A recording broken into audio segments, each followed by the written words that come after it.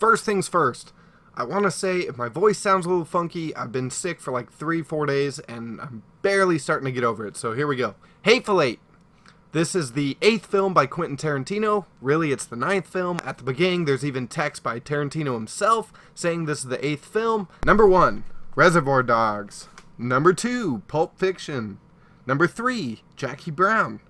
Number 4, Kill Bill Volume 1. Number 5, Kill Bill Volume 2. Number 6, Death Proof. Number 7, Inglourious Basterds. Number 8, Django Unchained. And of course, this one here, number 9, The Hateful Eight. I don't know if maybe he didn't add up right, if he wants one of these to be off of his portfolio list or what. I liked all the films, so I don't know. Hopefully he just can't add. On to the film review, because I know that's what you care about. The film starts off following John Ruth, who is played by Kurt Russell, and he is a bounty hunter who is taking in Daisy Darmagu, played by Jennifer Jason Leigh. This is the first time these two have ever been in a film since Backdraft, although he doesn't treat her very well.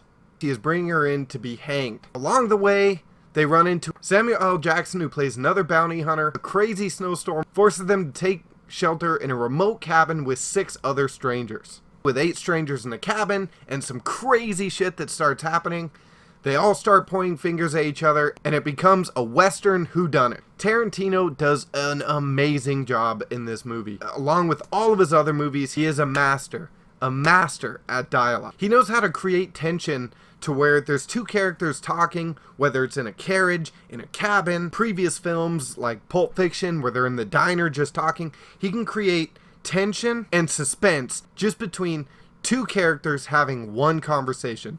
Now that's pretty ridiculous. 90% of this movie, and it is a 3-hour movie, is shot mostly between these 3 locations. There's a cabin, there's a carriage, and there's outside the cabin. Which it actually helps for the entire film because it gives you that whole feeling of being trapped.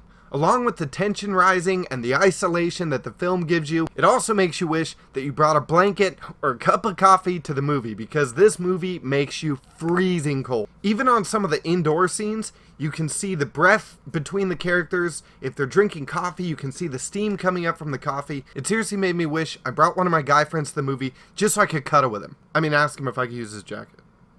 That's what I mean. In some of the cabin scenes, you can see the windows and you can see the whole storm happening outside. I have never wanted a cup of coffee worse in my entire life until this movie. Until one part of the movie. Then I'm kind of glad I didn't have a cup of coffee. This film is seriously so good. If you are a Tarantino fan, you are gonna love this movie. If you're not a Tarantino fan, it's hit and miss. I've been hearing a lot of bad reviews about the movie, which is pretty surprising. It is not a terrible film. It's not an amazing film. It's a good film. I liked it.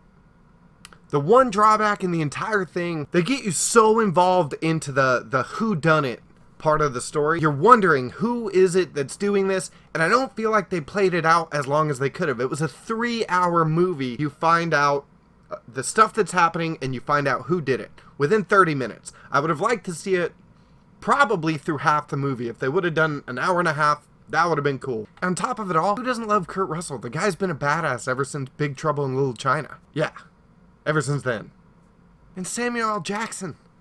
It's freaking Samuel L. Jackson. The guy's amazing. Who doesn't love him? The movie is fantastic. I loved every part about it. I love the scenery. I love the directing. It's Quentin Tarantino. The guy never fails. I've never seen one of his movies where I'm like, God, that was just shit. He always does a good job. This isn't one of his best. This isn't Pulp Fiction. This isn't Inglourious Basterds even. Movie's good. Samuel L. Jackson. Kurt Russell. Jessica Jason Leigh. Jesus Christ. Go see the movie.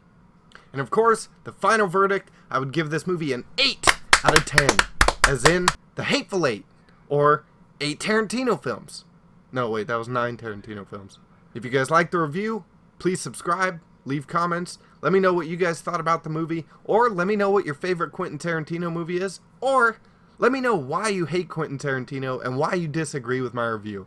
Why does it suck so bad? Thank you guys for watching. Check out some of my other reviews. And always remember, please subscribe. It's right down here. Down here. Maybe it's over here. It's probably over there. Thanks, guys.